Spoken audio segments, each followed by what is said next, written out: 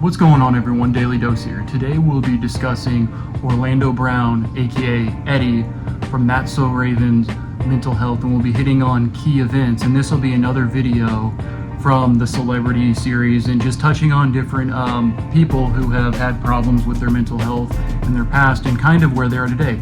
So let's jump right on into this one in regards to Orlando Brown. Alright, so first things first, Orlando Brown, childhood actor, which is huge in my opinion. He's a childhood actor, and primarily, once again, we're going to be focusing as well on, in particular, in the celebrity aspect. We're going to be hitting on if they were a childhood star as well, and this is one of those examples of that. He was a childhood actor, which I think today, with childhood actors and acting in general, there should probably be more mental health assessments done through these companies, because you will find a lot of childhood stars have a lot of problems with drug addictions, mental health disorders later on in life. There are some that are fine, no issues, but you really have to look at it from a holistic aspect. So that's why we're really hitting on this as well with Orlando Brown and how today we can help the youth more in particular and just stand up for mental health in general. So, childhood actor. Where I knew him from was That's So Raven. That's what I knew him from, being a 90s kid. Also, so the big thing, and once again, the red is more so just kind of, in particular, focusing on the mental health that you see. And the blue is just kind of everything else. And I'll tell you, researching this man was it was tough. I'll just say this, it was tough because he's been involved in so many ups and downs in his life, but it's important to touch on it, so hopefully, he can do what he needs to do to stay, safe and healthy as well. So, also, okay, so in the last season, season 7, post-show in 2008, he went missing for 24 hours. 24 hours. After appearing. And then so after the 24 hours, he finally appeared. Everyone's wondering where he is.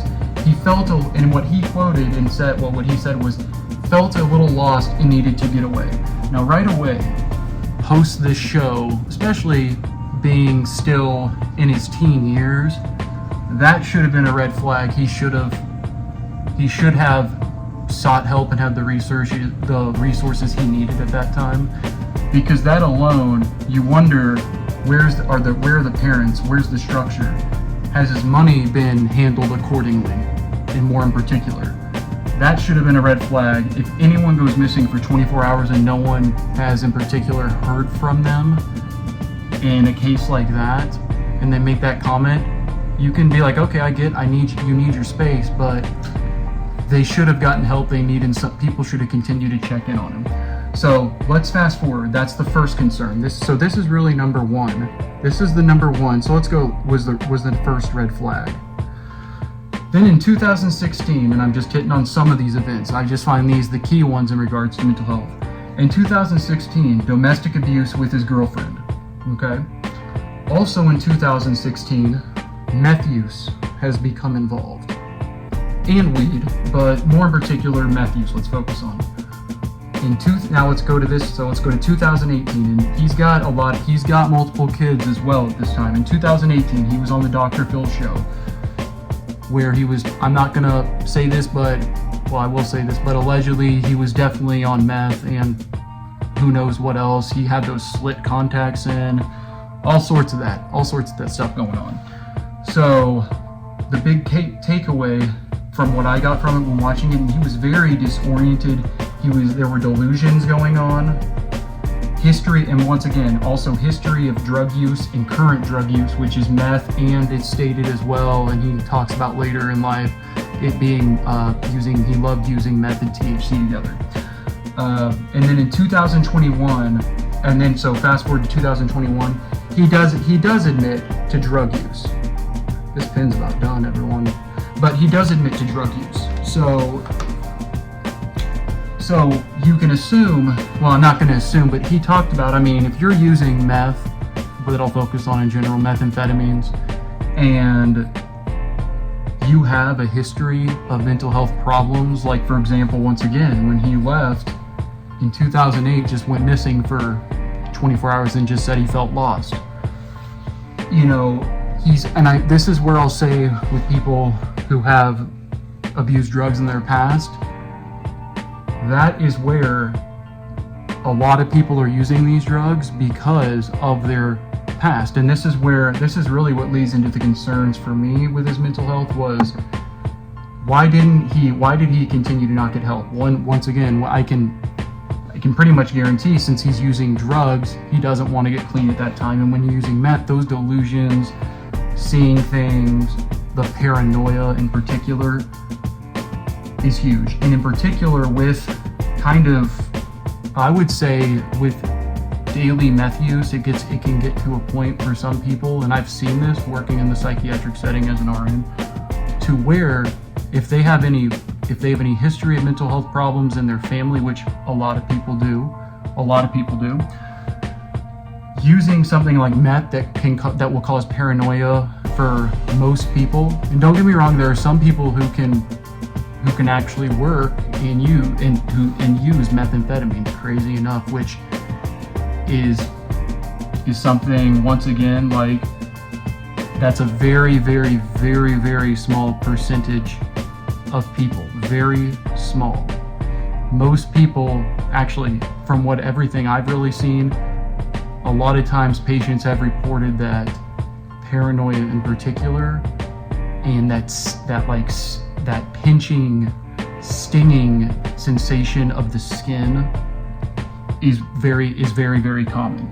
I know that was a little bit of a rant on that, but the paranoia, he even stated, which I didn't write in here when I was watching that, he does have a couple kids, but he did say at one point his 2-year-old is still in